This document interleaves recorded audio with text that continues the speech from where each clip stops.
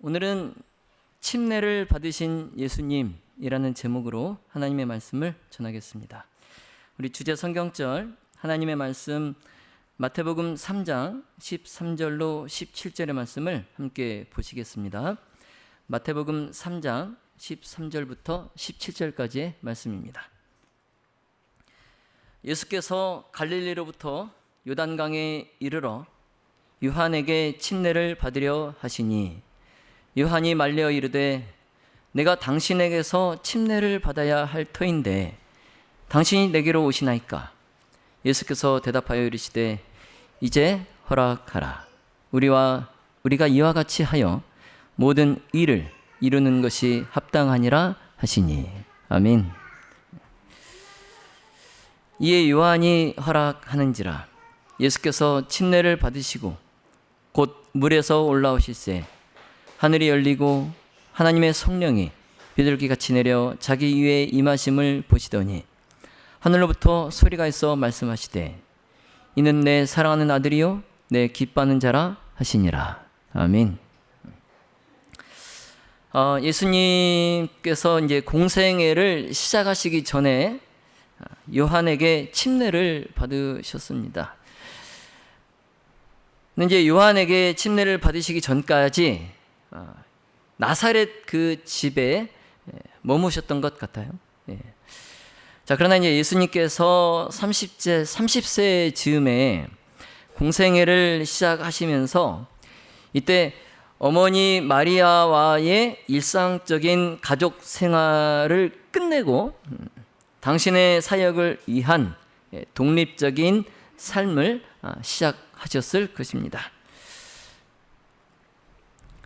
따라서 예수님이 침례를 받은 시점에서 마리아와의 그 헤어짐, 이것은 물리적인 그런 거리의 의미보다는 공생애를 시작하시면서 사적인 그러한 가족 관계에서 이제는 하나님의 사명을 위한 공적인 삶으로의 전환을 의미한다, 이렇게 볼 수가 있겠습니다. 그래서 성경에서는 예수님이 침례를 받으신 후에 어머니 마리아와 구체적으로 어떻게 헤어졌는지에 대한 직접적인 기록은 없어요. 자, 그래서 엘렌 화이트도 이 부분에 대해서는 시대의 소망에 아주 간략하게 소개하고 있습니다. 시대의 소망에 보시면 광야의 선지자와 그의 놀라운 선포에 관한 소식은 갈릴리 전역에 퍼졌다. 이 기별은 깊은 산골 벽촌의 농부들과 해변의 어부들에게까지 미치어 그들의 단순하고 진실된 마음에 가장 참된 반응을 일으켰다. 나사렛에서는 이 기별이 요셉의 목공소에도 들리게 되었는데 예수께서 그 외침을 알아보셨다. 그의 때는 왔다. 그는 자기의 매일의 수고에서 돌아서서 자기 어머니에게 고별의 인사를 한 후 요단강으로 모여가고 있는 마을 사람들의 발자취를 따랐다. 이 지금 엘렌 화이트의 증언에도 보시면 30년을 같이 살았던 어머니와의 그 헤어지는 작별 인사가 지금 여기서도 굉장히 간략한 것을 볼 수 있어요. 그렇죠? 별다른 특이한 그런 설명이 없습니다. 자, 그러나 성경도 또 엘렌 화이트도 표현은 안 했지만 저는 예수님께서 어머니 마리아와 헤어지실 때 아마 예수님께서 어머니를 많이 걱정하셨을 것 같아요. 그리고 이제 자주 제가 들릴 터이니 너무 슬퍼하지 마세요. 뭐 이런 참 많은 정과 따뜻한 말로써 어머니에게 작별 인사를 하시고 어머니와 집과 나사렛을 떠나셨을 것이다 라는 생각이 듭니다. 왜냐하면 유년 시절에 우리가 살펴봤던 예수님 아시죠? 그 예수님은 뭐 그렇게 매정하신 분이 아니에요. 그렇죠? 참 정이 많으신 분이었잖아요. 아무튼 이제 예수님은 어머니 마리아와 헤어지시고 그 마을 사람들의 그 따라가는 그 행렬을 따라서 이 요단강에 있는 침례 요한을 찾아가셨습니다. 근데 사실 예수님과 침례 요한은 여러분 아시다시피 친척간이에요. 예. 그래서 두 삶의 독특한, 그러니까 침례 요한도 그렇고 예수님도 그렇고 참 독특한 출생의 이력을 가지고 있잖아요. 그렇죠? 예. 그래서 이 독특한 출생의 이력이라는 긴밀한 그런 관련을 서로 갖고는 있지만 그들은 아직까지 서로 직접 대면해서 만난 적이 한 번도 없어요. 예. 왜냐하면 예수님은 갈릴리 나사렛에서 생애를 하셨고 침례 요한은 어디에서 생애를 했어요?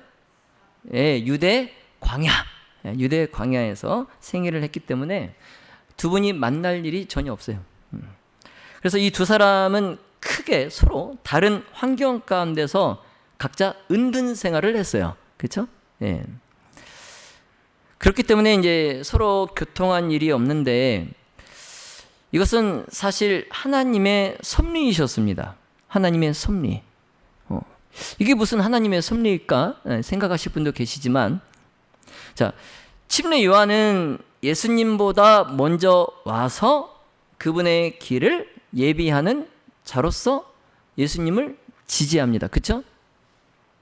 그리고 예수님도 침례 요한을 지지하셨기 때문에 만약 두 분이 서로 교통하고 왕래하고 만나고 대화를 나누고 뭐 그러셨다면 사람들이 볼 때에 저 두 사람은 서로를 상대방을 지지하기 위해서 공모했구나 이렇게 생각할 수 있을 거 아니에요. 그렇죠? 그래서 이 혐의를 받을 여지가 아예 없도록 하시기 위한 하나님의 섭리였어요. 네. 이와 같이 이제 비록 두 사람이 왕래도 없었고 또 소식도 주고받지 않았지만 침례 요한은 예수님의 탄생 사건부터 또 예수님께서 유년 시절에 예루살렘을 방문하신 일과 또 그가 랍비의 학교에서 했던 그런 모든 사건들을 잘 알고 있었어요. 예. 왜냐하면 제가 지난 시간에 말씀드렸다시피 침례 요한은 비록 광야에서 그가 은둔 생활을 하였지만 사람들과 자주 어떻게 했다고요? 섞였어요. 그리고 이 사회에서 일어나는 일들에 관심이 많았어요. 그래서 무슨 일이 일어나고 있는지 항상 주의 깊게 살피고 있었기 때문에 이 예수님과 관련된 출생부터 성장까지 나타낸 그 특이사항들을 들어서 이미 잘 알고 있었습니다. 예. 그래서 이 침례 요한은 예수님의 죄 없는 생애에 대해서도 잘 알고 있었어요. 예. 30년까지 생애하시면서 한 번도 예수님은 죄를 지은 적이 없다는 걸 잘 알고 있었습니다. 그래서 침례 요한은 나사렛의 그 예수가 메시아가 될 것을 믿었어요. 자, 그런데 아직까지는 예수님께서 메시아가 되실 것에 대한 결정적인 보증은 침례 요한도 아직은 얻지 못하고 있는 상태였어요. 예. 심적인 믿음은 있었지만 아직 증거를 보지 못했어요.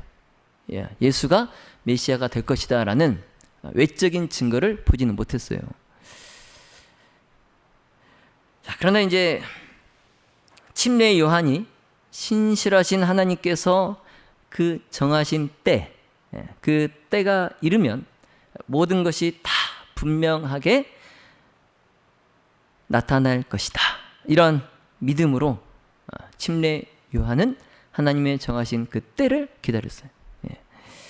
그래서 요한이 믿음으로 그 때를 기다리고 있을 때에 메시아가 자기에게 침례 받기를 요구할 것과 또 침례를 받으실 때에 그분의 신성의 표적이 하늘로부터 나타날 것에 대한 계시를 그가 받았어요. 예. 그래서 요한은 자신이 받은 그 계시를 통해서 메시아를 백성들에게 소개할 수 있었어요. 예. 그래서 이제 요한이 그렇게 믿음을 가지고 그 메시아가 나타날 때를 기다리던 중에 이제 하나님께서 정하신 때가 됩니다. 예, 하나님께서 정하신 때가 돼요. 그때 이제 예수님께서 침례를 받기 위해서 요한에게 나아오셨어요. 예. 요한이 먼 발치에서 무리 가운데에 한 청년이 걸어 나오는 것을 볼 때에 이전에 어떤 사람에게서도 결코 본 적이 없는 품성의 순결성을 예수님에게서 그가 보게 됩니다. 예. 한 번도 누구에게서 본 적이 없는 순결성. 예. 그럼 예수님께서 계시는 그 자리도 분위기까지가 아주 거룩하고 엄숙했어요. 예수님께서 계시는 그곳 자체가. 예. 그래서 요한이 이제 요단강에서 침례를 주면서 자기에게 그 모여들었던 사람들 가운데에 그들의 범죄에 대한 험악한 이야기를 듣고 정말 죄 짐에 눌린 그 사람들을 숱하게 만나 보았지만 이 예수님처럼 신령한 가마력을 나타내는 사람은 한 번도 그가 만나본 적이 없어요. 예, 한 번도. 그래서 요한이 생각할 때에 이 모든 것이 다 메시아에 관하여 자신이 하늘로부터 받은 그 계시와 딱 부합되는 겁니다. 예. 그런데 요한은 침례를 베풀라 예수님의 요청에 그가 선뜻 응하지를 못했어요. 예. 왜냐하면 죄인인 자기가 어떻게 감히 죄가 없으신 예수님에게 침례를 베풀 수 있느냐 이거죠. 그렇죠? 예. 죄인인 자신이 그렇잖아요. 죄가 없으신 분에게 어떻게 침례를 베풀 수 있겠어요? 그리고 만약 이제 침례를 베푼다고 해도 예수님께서 회개할 필요가 있으세요, 없으세요? 예? 회개할 필요가 없으세요, 예수님은. 근데 이 침례를 베풀 때에 죄책을 너의 죄책을 씻김을 바란다. 이 고백 의식, 이 고백 의식을 해야 되는데 과연 죄가 없으신 예수님께서 이것을 따라 하실 것인가? 이런 문제도 생기고. 그래서 침례 요한이 결정을 못하고 있는데 예수님께서 침례를 베풀어 주도록 요한에게 거듭 요청하실 때에 요한이 이제 그러죠. 내가 당신에게 침례를 받아야 할 텐데 어찌 당신이 내게로 오십니까? 이렇게 물어보죠. 그런데 예수님께서 정말 전 도저히 못합니다. 전 도저히 못하겠습니다. 이렇게 딱 이제 말하는 그 요한에게 예수님께서 온유하게 말씀하십니다. 이제 허락하라. 우리가 이와 같이 하여 모든 의를 이루는 것이 합당하니라. 그러니까 예수님께서 이렇게 말씀하시니까 그제서 요한이 어쩔 수 없이 예수님의 요청을 수락하고 그분을 요단강으로 인도하여서 예수님을 물속에 장사 지냅니다. 마태복음 3장 16절로 17절에 예수님께서 침례를 받으시고 곧 물에서 올라오시세 하늘이 열리고 하나님의 성령이 비둘기같이 내려 자기 위에 임하심을 보시더니 하늘로부터 소리가 있어 말씀하시되 이는 내 사랑하는 아들이요 내 기뻐하는 자라 하시니라. 아멘. 여러분 예수님은 침례를 받으실 필요가 없으셨어요. 그렇죠? 네. 그런데 왜 예수님께서 침례를 받으셨을까요? 네? 예. 정말 잘 알고 계시네. 예.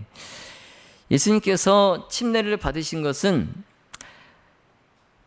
자신이 죄인과 같이 되셔서 우리와 같은 죄인이 되셔서 우리가 걸어야 할 길 그 걸음을 걸으시고 우리가 해야 할 일들을 예수님께서 친히 행하심으로써 우리의 모본이 되시기 위함이셨어요. 우리의 모본. 아울러 이제 침례를 받으신 후에도 예수님의 고난과 오래 참으심 이러한 생애도 우리에게 뭐가 돼요? 모본이 돼요. 예, 모본이 돼요. 예. 그래서 이제 침례를 받으신 예수님께서 물에서 나오셔서 제일 먼저 하신 일이 뭐예요? 기도예요. 기도. 예.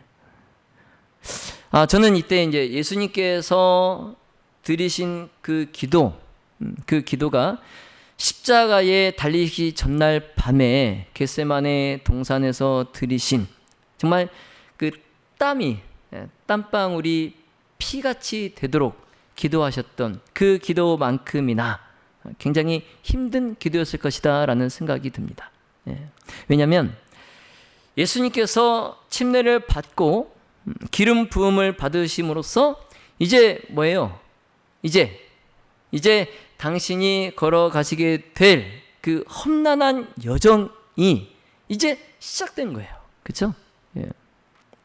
이걸 다 아시는 예수님께서 자신이 그 험난한 그 여정의 그 길을 완수할 수 있도록 하나님께 아버지께 정말 간곡하게 기도하셨을 겁니다.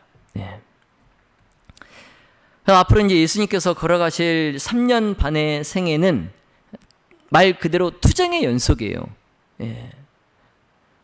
비록 그분은 평강의 왕이었지만 이제 앞으로의 그분의 생애는 마치 칼을 뽑는 것과 같은 투쟁이 될 것입니다. 그래서 이 모든 것을 알고 계시는 예수님께서 침례를 받고 나셔서 기도를 들으실 때 그 기도는 아마 정말 열렬하고 간절한 그런 기도였을 거예요. 여러분, 예수님께서 이 땅에 오셔서 건설하려고 하셨던 나라, 그 나라는 유대인들이 원했던 그 나라와는 정반대의 나라였어요. 자, 그렇기 때문에 예수님께서 이 이스라엘 나라의 제도의 기초가 되셨는데, 그쵸? 이스라엘 나라의 제도의 기초이신 그 예수님께서 유대인들에게 원수의 또 파괴자로 그렇게 여겨질 것이었습니다. 원수로 또 파괴자로 제도에. 그리고 이제 시내산에서 율법을 반포하신 그 예수님께서 이제 범법자로 정죄를 받게 될 것이었어요. 또 이제 사탄의 세력을 깨뜨리기 위해서 오신 그 예수님께서 바알세불이라는 그러한 말도 안 되는 비난을 받게 될 것입니다. 여러분, 이처럼 예수님은 침례를 받으신 후에 모든 생애가 투쟁의 연속이었어요. 정말 하루하루가 힘든 투쟁의 연속이었어요. 그러나 이 세상에서 그런 예수님을 이해한 사람은 아무도 없었어요. 아무도. 정말 힘들고 괴롭고 외로운 그분의 그 공생의 동안에 예수님은 철저하게 홀로 행하셨습니다. 홀로. 더군다나 예수님의 가족들, 심지어 어머니와 그의 형제들조차도 예수님의 그 사명을 이해하지 못했어요.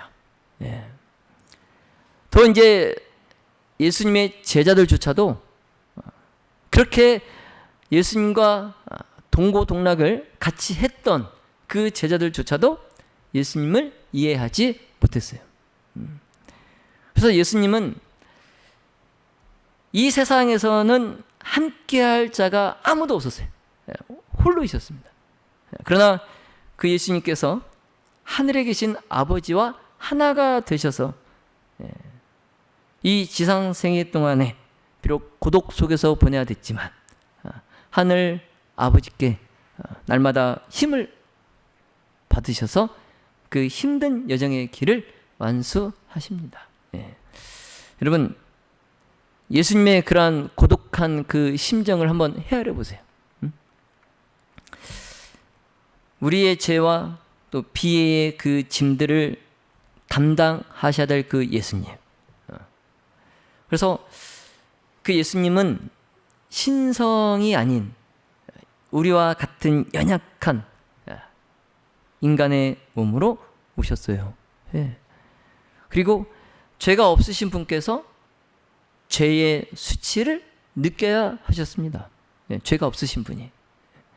그리고 평화를 사랑하시는 그 분께서 날마다 분쟁 속에서 살아야 됐어요. 예. 그 진리와 의가 날마다 거짓과 함께, 그리고 그 깨끗함이 누추함과 함께 그렇게 사셔야 됐어요. 예.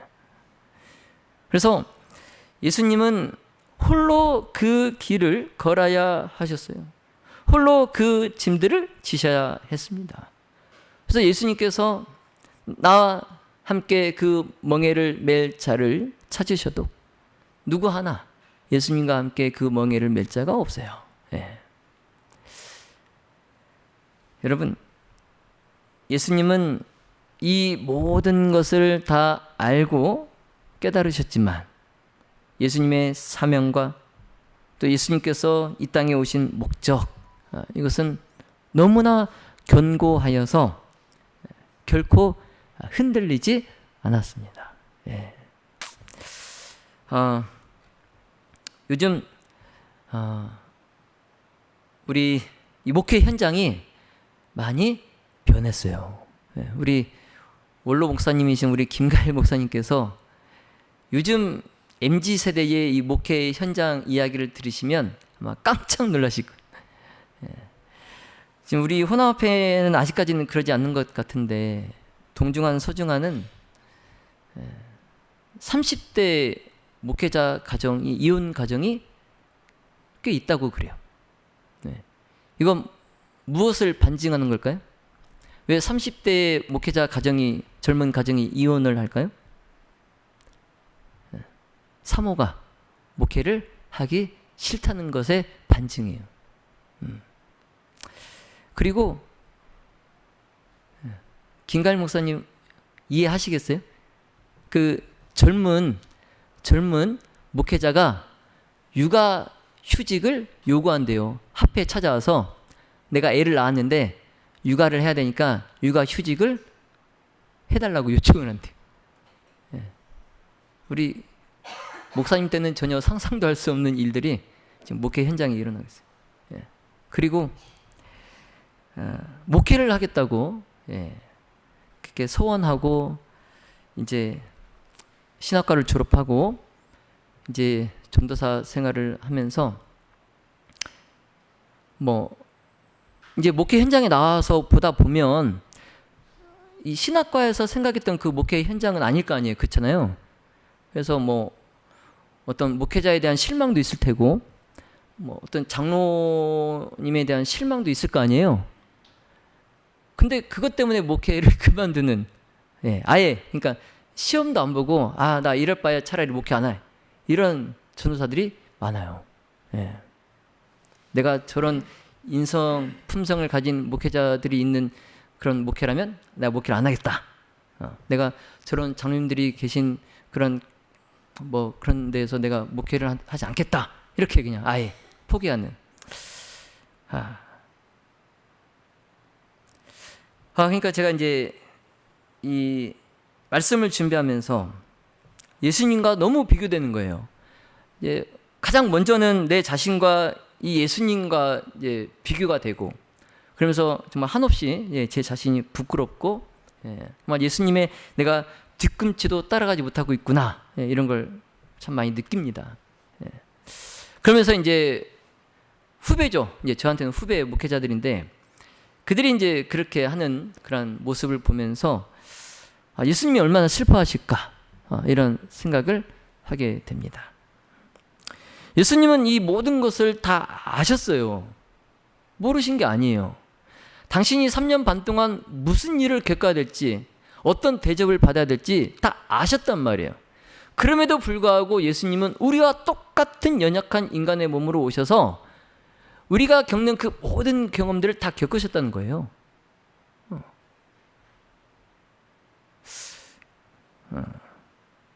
참 부끄럽습니다.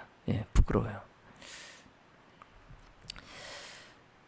예수님께서 이제 침례를 받으시고 이제 기도를 드리시고 이제 하늘로 그 시선을 향해서 당신의 그 우리가 정말 이해할 수 없는 그 심정, 예수님의 그 심정, 앞으로 3년 반 동안 펼쳐질 그 생애에 대한 자신의 그 심정을 아버지께 토로하시는 그 예수님의 모습을 여러분 정말 제한된 인간의 이성이지만 여러분 한번 좀 이해해 보시고 한번 상상해 보시기 바랍니다.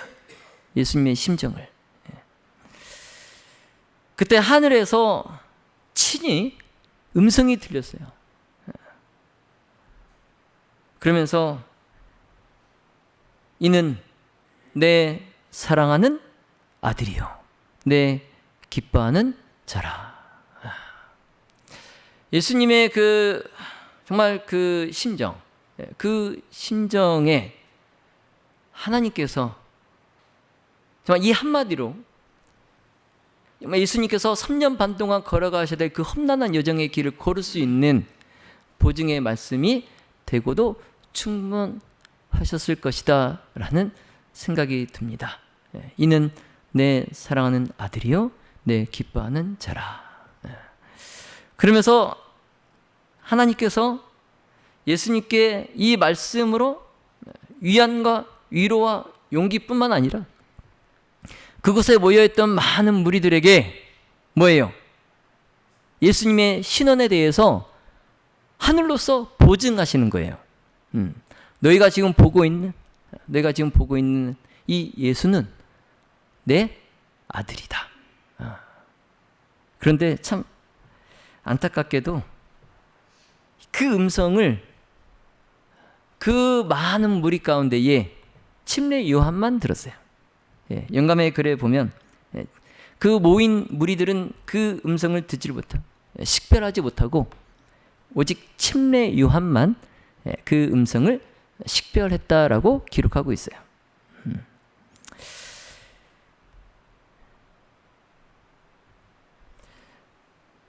여러분 엘렌 화이트이 증언하시기를 그때 그 무리 가운데에 한 사람도 그 음성을 식별하지 못했어요. 그때 이제 침례 요한이 이는 하나님의 어린 양이로다 이 선언을 했는데 엘렌 화이트는 침례 요한조차도 하나님의 어린 양이라는 이 말의 뜻을 그가 깨닫지 못했다라고 말씀합니다. 비록 그가 하나님의 어린 양이로다라고 선언은 했지만 그조차도 하나님의 어린 양 이 말의 뜻을 깨닫지 못했다라고 기록하고 있어요. 그러나 여러분 먼 옛날에 아브라함이 모리아 산에서 자기 아들이 내 아버지여 번제할 어린 양은 어디 있나이까 이렇게 물었을 때에 그때 아브라함이 이삭에게 대답하기를 아들아 번제할 어린 양은 하나님이 자기를 위하여 친히 준비하시리라.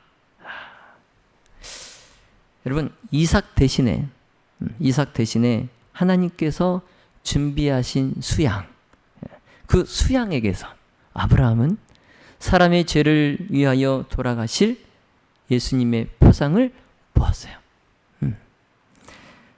그래서 성령이 그때 그 모리아 산의 그 사건을 취해서 이사야를 통하여서 구주에 대한 예언을 주십니다. 그래서 이사야 선지자는 그가 마치 도수장으로 끌려가는 어린 양과 같으며 여호와께서는 우리 무리의 죄악을 그에게 담당시키셨도다. 그런데 아브라함도 보았고 선지자 이사야도 깨달았던 그 어린 양, 그 어린 양이 예수 그리스도라는 이 사실을 이스라엘 백성들은 깨닫지 못했어요. 그래서 그곳에 모여있던 대부분의 사람들은 희생 제물을 마치 이방 사람이 자신들의 제물에 대하여 생각하듯이 그것으로 자신들이 신과 화목하게 될 수 있다는 예물로 생각했어요. 그런데 하나님께서 그들을 당신과 화목시키게 하는 그 예물은 당신의 사랑에서 나오는 것임을 이 백성들에게 가르쳐 주기를 원하셨어요. 그래서 하나님께서 요단강에서 예수님에게 이는 내 사랑하는 아들이요 내 기뻐하는 자라 말씀하신 거예요. 자, 믿음의 모든 가족 여러분, 자, 예수님께서 침례를 받으실 때 하늘의 그 열린 문에서부터 쏟아져 나와서 구주의 머리에 비친 그 빛은 우리가 시험을 저항하기 위해서 도움을 간구할 때에 우리에게도 똑같이 임할 것입니다. 그때 예수님에게 말씀하신 하나님의 음성, 그 음성은 오늘날 믿는 자들에게 그리고 여기 계신 저와 여러분에게 이는 내 사랑하는 아들이요 내 기뻐하는 자라라고 말씀하십니다. 자, 여러분, 우리 구주께서는 가장 죄 많고 가장 궁핍하고 가장 압제받고 멸시받는 자라도 하늘 아버지께로 나아갈 수 있도록 길을 열어 놓으셨습니다. 자, 그러므로 우리 모든 가족 모두가 예수님을 신실히 믿고 따름으로 구주께서 준비하신 그 하늘 집에 들어가 살 수 있게 되시기를 예수님의 이름으로 축원하며 말씀을 마치겠습니다. 기도하겠습니다.